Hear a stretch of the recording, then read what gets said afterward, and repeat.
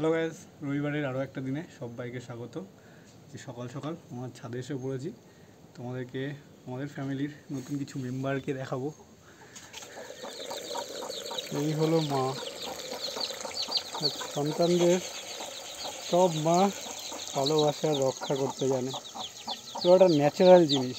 এর আগে এই মুরগিটাকে দিয়ে হাঁসের ডিম ফোটানো হয়েছিল, তখনও সেই 10টা হাঁসের বাচ্চাকে যথেষ্ট বড় করে তারপর ছেড়েছে। শখ ছিল ছাদে সব ধরনের গাছ লাগাবো, অনেক আয়ুর্বেদ টাইপের গাছ লাগানোর ইচ্ছে ছিল, কিন্তু হয়ে ওঠেনি নিজের কুড়েমির জন্য। তারপরে আমাদের এইখানে সব ধরনের গাছ হবে না, মেনটেন করা একটু চাপ, মাটি চেঞ্জ করতে হবে। তারপরে আমারও এই সব দিকে বিশাল একটা এক্সপিরিয়েন্স নেই, তো চেষ্টা করছি আস্তে আস্তে এই জিনিসগুলো নিজের ভেতরে ডেভেলপ করার, আরও কিছু গাছ ফাছ লাগানোর। টবের ভেতরে অত ভালো লাগে না আমার, অ্যাকচুয়ালি নিচে মাটিতে গাছ ভালো লাগে। কিন্তু আমাদের এই ফ্যামিলির জায়গাটাই এরকম যে চারিদিকে ছাওয়া, অলরেডি জঙ্গল টঙ্গল ভরা, আর আমাদের বাড়িতে সেরকম জায়গা নেই যে কোনো বড় গাছ লাগাবো। আমার ইচ্ছে ছিল বাড়িতে আম গাছ থাকবে, লিচু গাছ থাকবে, সবেদা গাছ থাকবে, তেজপাতা গাছ। তো এই সব গাছ লাগানোর ইচ্ছে, সব লাগানোও আছে, কিন্তু সেরকম একটা গ্রোথ হচ্ছে না। পুরো বাড়িতে ঠিকঠাকভাবে রোদ্দুর পড়ে না, মানে বাড়ির ছাদ বাদ দিয়ে যে এরিয়া আছে ওগুলোতে। লিচু গাছ লাগিয়েছি একটা, তেজপাতা গাছও একটা আছে, আম গাছ তো কমন, প্রত্যেক গ্রামের বাড়িতেই থাকে। ছোটোবেলা থেকে এই ধরনের ফলের গাছের ভীষণ শখ ছিল। আমাদের পাশের বাড়িতে সবেদা গাছ ছিল, তারপর দুটো বাড়ির পর লিচু গাছ ছিল। তো প্রত্যেক দিন ভোরবেলা চলে যেতাম লিচুর সিজনে লিচু পাড়তে, কত বকা খেয়েছি, ঢিল মেরে মেরে পারতাম। তারপর আম পাড়ার জন্য চলে যেতাম। এখন বড় হয়ে ওই শখগুলো অনেকটাই কমেছে, কিন্তু ওই ফলগুলোর প্রতি যে আকর্ষণ সেগুলো কমেনি। আমার খুব ভালো লাগে। তো নিজের বাড়িতে লাগানোটা অনেক দিনের ইচ্ছে ছিল, আস্তে আস্তে পূরণ করছি। কবে বড় হবে জানি না, হয়তো আমরা ঠিকঠাকভাবে সেই আনন্দ ভোগ করতে পারবো না, কিন্তু ছেলেমেয়েরা ভোগ করবে। গাছ লাগানো আমার এমনিতেও খুব ভালো লাগে, খুব ভালো একটা কাজ। সবাইকে অনুরোধ করব, চেষ্টা করবে মাসে অ্যাটলিস্ট একটা করে হলেও গাছ লাগাতে। আর আমাদের গ্রামের আশেপাশ দিয়ে ইচ্ছে আমার বন্ধুদের সঙ্গে কথা বলেছি, গ্রামের রাস্তার পাশ দিয়ে একটা করে কৃষ্ণচূড়া, একটা করে রাধাচূড়া যে গাছ হয় সেই গাছ লাগাবো। তো হয়ে উঠছে না, গ্রামে এমনিতেই জায়গা জমির একটা প্রবলেম থাকে। তো রাস্তার আশেপাশে কারো না কারোর জায়গা, কেউ লাগাতে দিতে চায় না।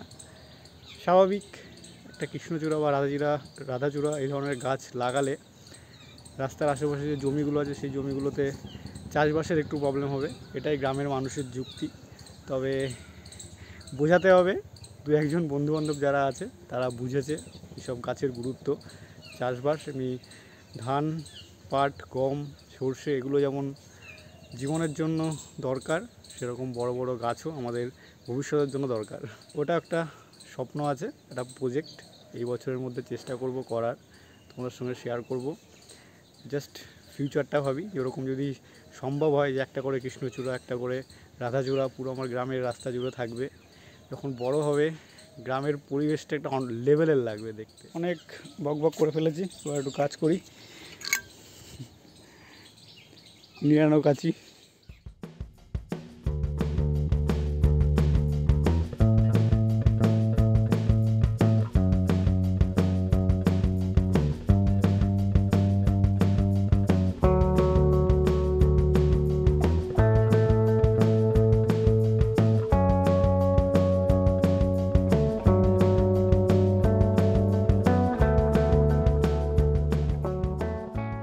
দিনের বেলা শুধুমাত্র রবিবারেই সুযোগ পাই যে বাড়ি থেকে কিছু করার, আর কোনো দিনও সুযোগ হয় না। ওই জন্য এইসব কাজবাজ পেন্ডিং পড়েই আছে।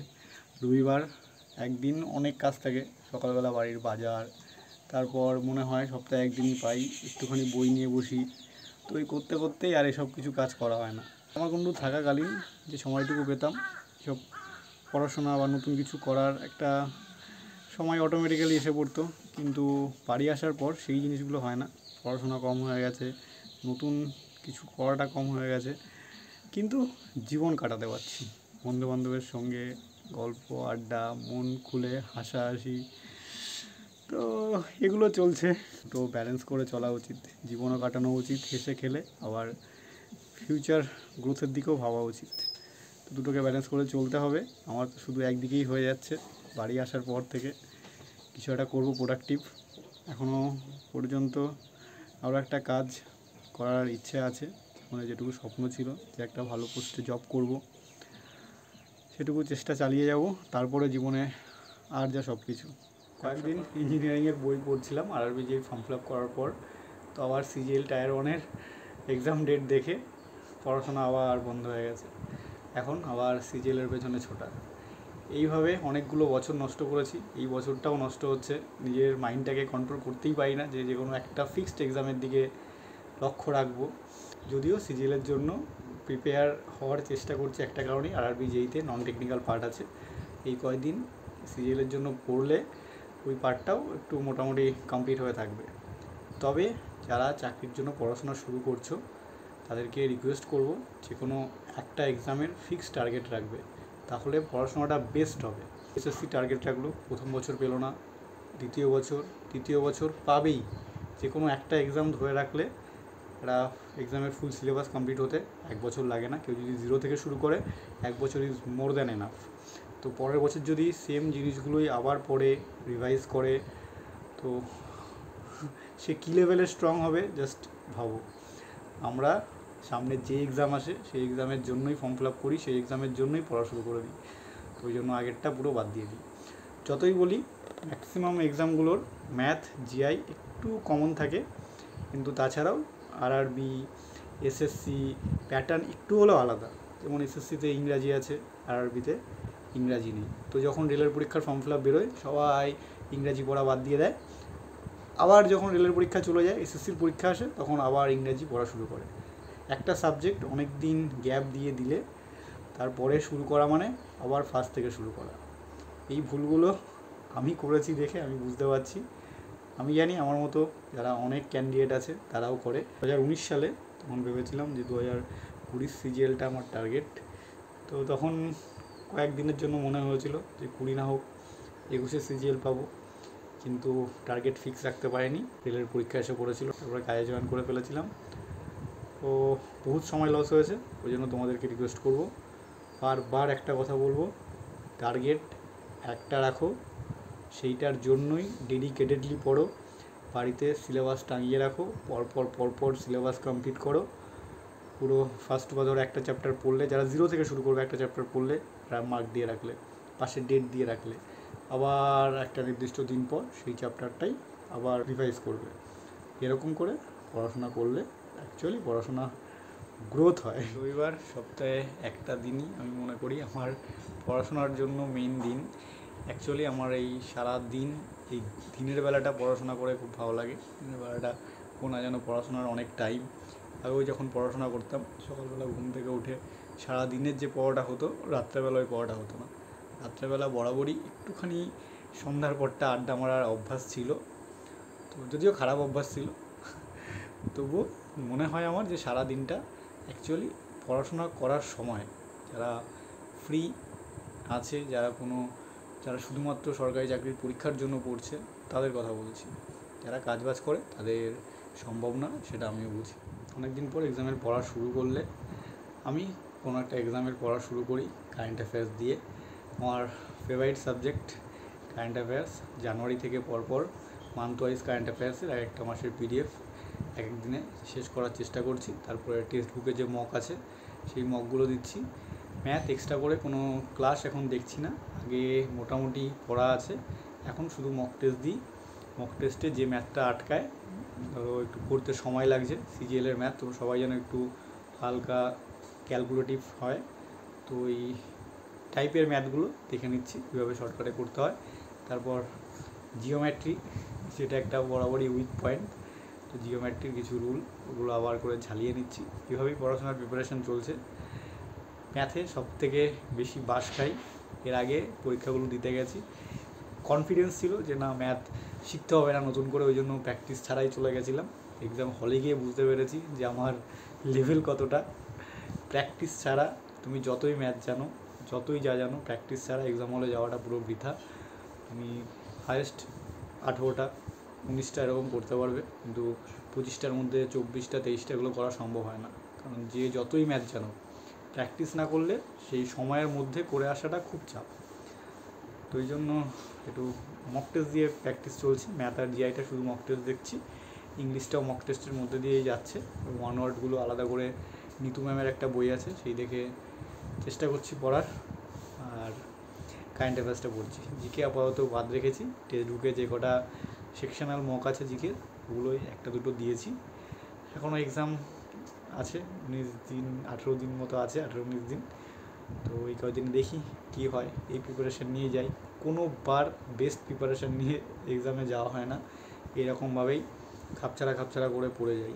আর এক্সাম হলে গিয়ে আফসোস করি, যদি সারাটা বছর এই এক্সামটার জন্যই পড়তাম প্রতিদিন, তাহলে আজকে এরকম ভাবনা মাথায় আসতো না বা এরকম খারাপ এক্সাম হতো না।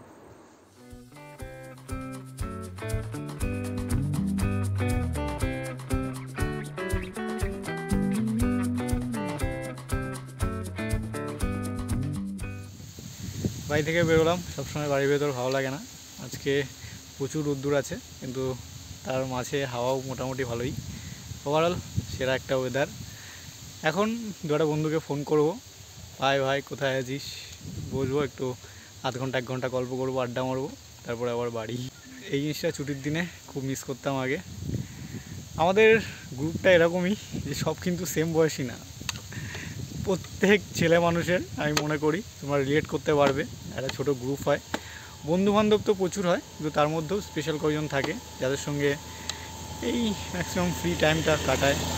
আমারও ওরকম একটা গ্রুপ আছে। আর আমাদের গ্রুপের যারা পাবলিক, তাদের বয়স সব আমার সেম বয়স না। কেউ আমার থেকে 2 বছরের ছোটো, কেউ আমার থেকে 2 বছরের বড়ো। আরেকজন যে আছে আমার থেকে 2 বছরের বড়ো, তার থেকে 2 বছরের বড়ো। তো এরকম করে একটা গ্রুপ হয়। যাই হোক, সবাই মন থেকে সেরা, ওই জন্য এদের সঙ্গে টাইম স্পেন্ড করে একটু ভালো লাগে, মন খুলে আড্ডা মারতে পারি। চলো একটু ঘুরে আড্ডা মেরে আবার বাড়ি গিয়ে পড়তে হবে। মক টেস্ট দিয়ে এসেছিলাম, তো রেজাল্টগুলো দেখা হয়নি। মক টেস্ট দেওয়ার পর তারপরে যে অ্যান্সারের সঙ্গে সম্পর্কিত যে প্রশ্নগুলো থাকে, আরও কিছু কন্টেন্ট থাকে, টেক্সট বুকে মক দিলে বুঝতে পারবে। আমি মেনলি টেক্সট বুক অ্যাপ থেকেই মক দিই, তো নিচে অনেক ডিটেলস থাকে, ওগুলো পড়লে অনেকটা ভালো রিভিশন হয়ে যায়।